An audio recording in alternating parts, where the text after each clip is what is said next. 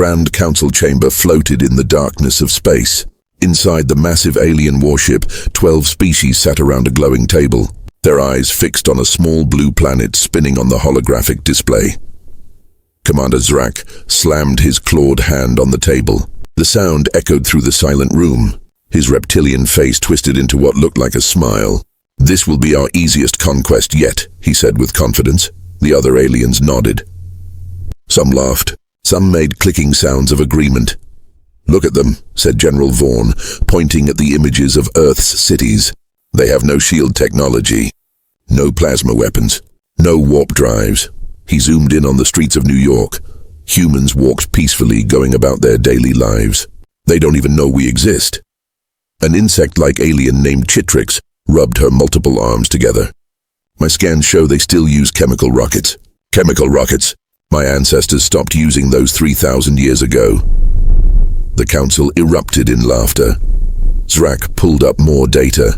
Numbers and charts filled the air. Their weapons are primitive. Metal bullets fired from tubes. Explosive devices that barely scratch our shields. He waved his hand dismissively. "One of our smallest cruisers could level their largest city in minutes." "How long will the invasion take?"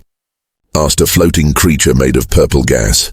Zrak didn't even pause. "1 day, maybe less. We drop from orbit. We broadcast the surrender message. They panic. They give up. We take the planet." He snapped his fingers. "Simple." The council voted. 12 green lights appeared. It was unanimous. Earth would be invaded at dawn. "Prepare the fleet," Zrak ordered. "We move in 6 hours." The aliens left the chamber. None of them looked worried. None of them felt fear. To them, this was just another routine conquest. Another weak planet. Another easy victory. They had conquered 47 worlds before Earth. This would be number 48. Far below, on the surface of Earth, General Marcus Stone stood in a dark bunker beneath Colorado. The room hummed with the sound of computers and radio chatter. Dozens of screens covered the walls. Each one showed something different. Satellite feeds, radar scans, deep space telescopes. One screen blinked red, then another, then 5 more. "Sir," called out Lieutenant Chen from her station. "We're picking up massive energy signatures. Sector 7, just past the moon's orbit." Stone walked over slowly. His weathered face showed no emotion, but his jaw tightened. He had been waiting for this moment for 20 years. "How many?" he asked. Chen's fingers flew across her keyboard. "Counting now, sir. 10, 20, 30 contacts." "No, wait." Her eyes went wide. "Sir, there are over 100 ships. They're huge. Some are the size of aircraft carriers." The room went quiet. Every person stopped working.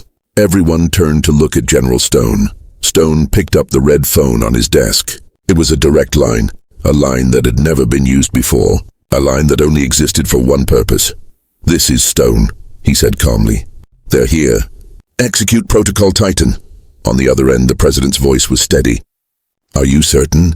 "Yes, sir. 100 plus hostile vessels. They're moving into attack formation." A pause. "Then God help us all. You have full authorization." "Titan is live." Stone hung up. He turned to face his team. Young faces, scared faces, but also determined faces. "Listen up," Stone said. His voice filled the room. "For 20 years we've prepared for this. Every test, every drill, every sleepless night. It was all for this moment." He walked to the center of the room. "They think we're weak. They think we're primitive. They think we'll surrender without a fight." Stone's eyes were hard as steel. "They're about to learn something important about humanity." "What's that, sir?" asked a young airman. Stone allowed himself a thin smile. "We don't surrender. We don't give up. And we definitely don't let anyone take our home without a fight." He pressed a button on his command console. All around the world, secret bases activated. Weapon systems that had been hidden for decades powered up. Soldiers who had trained in secret received their orders.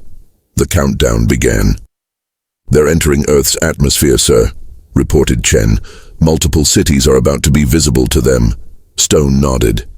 "Let them come. Let them see our cities. Let them think they've already won." He looked up at the main screen. The alien fleet descended like dark clouds, blotting out the stars. "Because when they realize the truth," Stone said quietly, "it will already be too late for them." The war for Earth was about to begin, and the aliens had no idea what was waiting for them. The morning sun rose over New York City. People walked to work. Cars filled the streets. Coffee shops opened their doors. It was a normal Tuesday morning. Then the sky turned dark. Sarah Mitchell stood on Fifth Avenue holding her morning coffee. She looked up. Her cup fell from her hand and shattered on the sidewalk. Above her, massive ships blocked out the sun. They were everywhere. Hundreds of them, each one bigger than a city block, all around the world. The same thing happened. Tokyo, London, Paris, Mumbai. Every major city suddenly lived in shadow. The ships hung in the air, silent, waiting. Then every screen on Earth lit up at once televisions, phones, computer monitors, digital billboards. All showed the same image. Commander Zrak's reptilian face filled every display. Humans of Earth. His voice boomed. You are now property of the Galactic Dominion. Your resistance is pointless. Your weapons are useless. You have 1 hour to surrender. All world leaders must broadcast their acceptance. If you refuse, we will destroy one city every 10 minutes. The transmission ended. Panic erupted everywhere. People screamed and ran. Cars crashed into each other. Parents grabbed their children. The streets became chaos. In the Colorado bunker, General Stone watched it all happen. His face remained calm. He checked his watch. They're following the standard invasion protocol. Just like the others. Sir, the President is calling, said Lieutenant Chen. Stone picked up the phone. Around the world, every major leader was on the same secure call. The President of the United States, the Prime Minister of England, the Chancellor of Germany, leaders from every nation. They want our answer, said the President. What do we tell them? Stone looked at his team. Then he looked at the screen showing the alien ships. Tell them no. General, they'll start killing civilians, warned the French president. They'll try, Stone replied. But they won't succeed, trust me. Execute phase 2. The president took a deep breath. All nations in agreement? One by one, every leader said yes. Then God be with us. General Stone, you have command. Show them what Earth can do. Stone turned to his crew. Activate all defense grids. Wake up every system. It's time they met the real Earth. His fingers moved across the command console. Around the planet, things began to happen. Things the aliens didn't expect. In the Arizona desert, sand suddenly shifted. Giant doors opened in the ground. Massive railguns rose up, pointing at the sky. Under the ice of Antarctica, hidden bunkers unlocked. Missile silos emerged from beneath frozen tundra. On the dark side of the moon, human bases that had been secret for 30 years powered on. Weapons that had never been tested in combat charged up. In orbit, satellites that looked peaceful and harmless transformed. Solar panels folded away. Weapon systems deployed. Commander Zrak sat in his command chair. He looked bored. 1 hour has passed. Have the humans surrendered? No, Commander, replied his officer. They refuse, Zrak sighed. Then we begin. Target New York City. Fire one warning shot at their tallest building. The alien warship charged its main weapon. A beam of purple energy shot down from the sky. It screamed toward the Empire State Building. Then, something impossible happened. A blue energy shield appeared over Manhattan. The alien beam hit the shield and scattered into harmless sparks. The building stood untouched. Zrak jumped from his chair. What? How? They have shield technology. Sir, I'm detecting energy signatures all over the planet, his sensor officer said, panic in his voice. Thousands of weapons are activating. They're everywhere! Before Zrak could respond, the Earth attacked. From the Arizona desert, railguns fired. Solid metal projectiles moving at incredible speeds launched into space. They hit 3 alien cruisers. The ships exploded in brilliant flashes of light. Missiles erupted from hidden silos on every continent. Hundreds of them. Thousands of them. They filled the sky like angry hornets. The alien fleet scattered. Ships tried to dodge. Some succeeded. Many didn't. Explosions bloomed across the sky like deadly flowers. Return fire. Return fire! Zrak screamed. The aliens fired their weapons. But Earth's shields held. City after city protected by invisible barriers. Technology the aliens thought humans didn't have. From the moon, massive cannons fired. The aliens had no idea humans had bases there. 3 more alien ships went dark and fell toward Earth's atmosphere. General Vaughn contacted Zrak. His face showed fear. Commander, we're taking heavy losses. They're fighting back. How are they fighting back?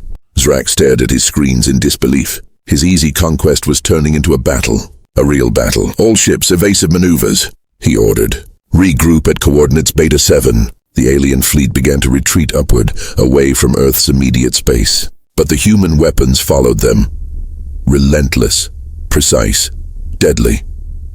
In the Colorado bunker, General Stone watched the aliens flee. He didn't smile. He didn't celebrate. He simply said, Phase 3. Show them we're just getting started. Commander Zrak's ship shook from another explosion. Alarms blared throughout the bridge. Red lights flashed everywhere. His crew ran between stations shouting reports. Shield at 40%. Hull breach on deck 7. We lost another cruiser. Zrak gripped his command chair. His claws dug into the metal. This wasn't supposed to happen. Humans were supposed to be weak, primitive, easy. How many ships have we lost? He demanded. The sensor officer's voice trembled. 23, Commander. Almost a quarter of our fleet. In just 2 hours, 23 ships. Zrak had never lost 23 ships in an entire campaign. Now he lost them in 2 hours. Against humans. Sir, incoming transmission from Earth, said the communications officer. Put it through, Zrak growled. General Stone's face appeared on the screen. His expression was cold, hard. Attention, alien fleet. This is your only warning. Leave our system now. You have 1 hour. If you remain, we will destroy every single one of your ships. Zrak laughed, but it sounded hollow. You think your primitive weapons scare us? We are the Galactic Dominion. We have conquered 47 worlds. Stone's expression didn't change. Then Earth will be the world that breaks you. 1 hour. Choose wisely. The transmission ended. Zrak turned to General Vaughn. Prepare the dreadnought. We'll show these humans real power. On Earth, General Stone turned to his team. They're not leaving. Activate Operation Hercules. Lieutenant Chen pulled up a map of Earth's orbit. Sir, all satellite weapons are in position. Moon bases are fully operational. Ground stations are ready. Good, Stone said. Now show them what 20 years of secret preparation looks like. Around the planet, humanity revealed its true strength. In Russia, General Petrov stood in a frozen bunker. Fire the Tesla cannons, he ordered. Massive towers rose from the Siberian wilderness. Lightning-like energy beams shot into space. They hit alien shields and overloaded them. Ships went dark and helpless. In Japan, Admiral Tanaka activated the Orbital Defense Network. 50 satellites fired at once. Precision laser beams carved through alien hull plating like knives through paper. In Brazil, Colonel Santos launched swarms of attack drones. Thousands of small, fast robots flew into space. The aliens tried to shoot them down, but there were too many. The drones attached to alien ships and exploded. One by one, enemy vessels fell. Every nation contributed. Every country fought. Rich nations and poor nations. Large countries and small islands. All of humanity united with one purpose: protect Earth. In space, Captain Rebecca Torres piloted humanity's secret weapon, the Valkyrie. A combat ship built in hidden lunar factories. Sleek, fast, deadly. All fighters, this is Valkyrie lead, she said into her radio. Form up on me. We're taking the fight to them. Behind her, 50 more human fighters appeared. Pilots from every nation. They had trained in secret for years, waiting for this moment. The human fighters hit the alien fleet like a hammer. They were smaller than alien ships, but faster. More agile. The aliens couldn't track them. Captain Torres flew straight at an alien destroyer. Her targeting computer locked on. Fox 2. She fired missiles. They spiraled through space and struck the alien ship's engines. The destroyer exploded. That's for New York, she shouted. Her squad mates cheered over the radio. They dove into the alien formation. Chaos erupted. The aliens had numbers, but humans had skill and anger and the desperate need to protect their home. On the alien flagship, General Vaughn watched his fleet crumble. Commander, we must retreat. We're not winning this battle. Zrak's pride refused to accept it. No, bring in the dreadnought. One ship, their most powerful weapon. It can turn the tide. The dreadnought emerged from hyperspace. It was massive, 10 times bigger than any other ship. Its hull was thick armor. Its weapons could crack planets. Every human sensor detected it. Sir, massive energy signature, Chen reported. It's bigger than anything we've seen. Stone studied the screen. The dreadnought moved toward Earth like a dark mountain. What's the status of Project Hammer? Charged to 98%, sir. Dr. Yuki says we can fire in 3 minutes. Stone nodded. Tell her to prepare. We're only getting one shot at this. Far below, in a secret facility beneath the Swiss Alps, Dr. Yuki Tanaka worked frantically. Her team surrounded a massive device. It looked like a giant ring, 50 meters across. Energy crackled inside it. Increase power to the particle accelerator, she ordered. Route all available energy from the grid. Across Europe, lights dimmed as power diverted to the weapon.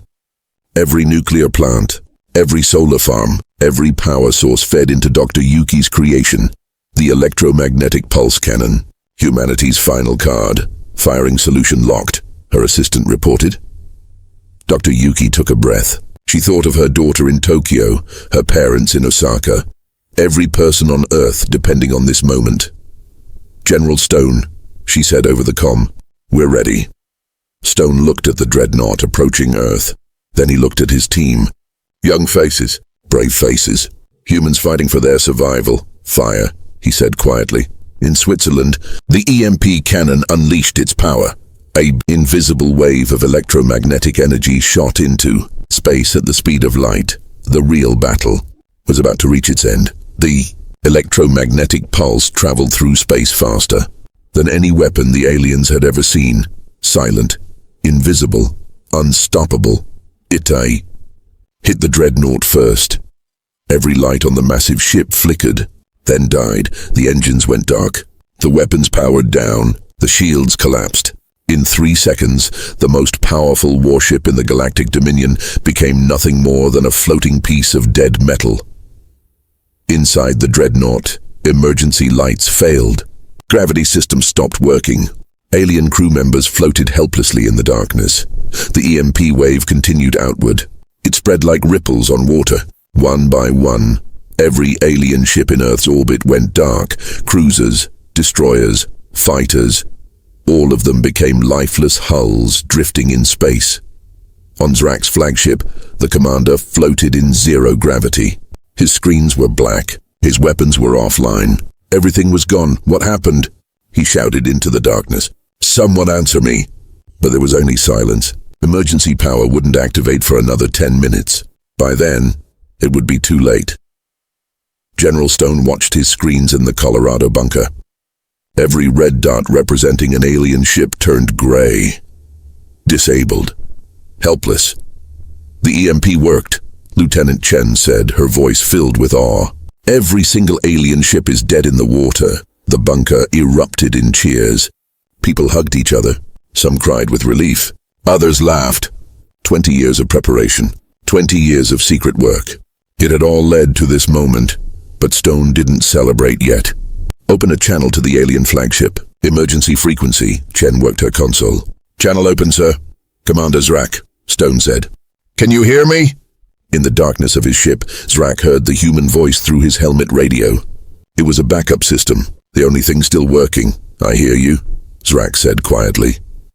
Your fleet is disabled, Stone continued. Your weapons are offline. Your shields are gone. Right now our missiles are locked onto every one of your ships. I can destroy your entire fleet with one command. Zrak said nothing. What could he say? The human was right. But I'm not going to do that, Stone said. You attacked us. You threatened our families, our children, our home. You thought we were weak. You thought we would surrender. We made a mistake, Zrak admitted. His voice was bitter, defeated. We underestimated you. Yes, you did, Stone replied. Every species you conquered before us surrendered quickly. They saw your ships and gave up. But humans are different. We don't surrender, we fight. Even when the odds are impossible. Even when victory seems hopeless. We fight because this is our home. Around the world, people watched the conversation on their screens. In New York, Sarah Mitchell stood in Times Square with thousands of others. Everyone was silent, listening. You have one chance, Stone said. Restore emergency power. Turn your ships around. Leave our solar system. Never come back. If we ever see your ships near Earth again, we won't be this merciful. And if we refuse, Zrak asked, though he already knew the answer, then you'll never see your home world again. Your choice. You have 30 minutes. The transmission ended. Zrak floated in the darkness. He thought about his empire, his military career, his pride. All of it meant nothing now. He had lost, completely, totally, to a species they had called primitive. Restore emergency power, he ordered his crew. Prepare all ships for retreat. General Vaughn's voice came through the radio. Commander, we're leaving. Just like that. Yes, Zrak said. We're leaving. We lost. They won. It's over. 30 minutes later, the alien ships began to move. Emergency engines activated. Slowly, one by one, they turned away from Earth. They limped toward the edge of the solar system like wounded animals. Captain Torres and her fighter squadron escorted them out. This is Valkyrie lead to all alien vessels. Maintain your current trajectory. Any deviation will be considered hostile. The aliens didn't deviate. They kept moving, away from Earth. Away from the planet that had defeated them. On Earth, billions of people watched the alien fleet disappear into the darkness of space. When the last ship vanished from sensors, the celebration began. In New York, people cheered and hugged strangers. In Tokyo, fireworks filled the sky. In London, church bells rang. Every city, every town, every village celebrated. Humanity had survived. In the Colorado bunker, General Stone finally allowed himself to smile. Lieutenant Chen approached him. Sir, the President is calling. He wants to thank you personally. Stone shook his head. Thank the scientists who built our weapons. Thank the soldiers who fought. Thank every nation that worked together. This wasn't my victory. It was humanity's victory. He looked at the main screen. Earth rotated peacefully below. Blue oceans, green continents, white clouds. Home. We did it, Chen said softly. Yes, Stone agreed. We did. Far in space, Commander Zrak watched Earth shrink in his view screen. His ship was barely functioning. His fleet was broken. His pride was shattered. Commander, said his communications officer. Command wants a report. What should we tell them about Earth? Zrak was quiet for a long moment. Then he spoke. Tell them the truth. Tell them we found a species that doesn't surrender. A species that fights for their home with everything they have. Tell them that humans are not primitive. They're dangerous, he paused. And tell them to mark Earth as forbidden territory. No one should ever attack that planet again. The officer nodded and sent the message. In the vastness of space, word began to spread. A new power had emerged. A species called humans. A species that had done the impossible. They had defeated the galactic dominion, and the entire galaxy would remember. Earth stood alone. Earth stood strong. Earth stood free, and humanity had proven one simple truth. Never underestimate the will of those defending their home. The war was over. Earth had won. The end.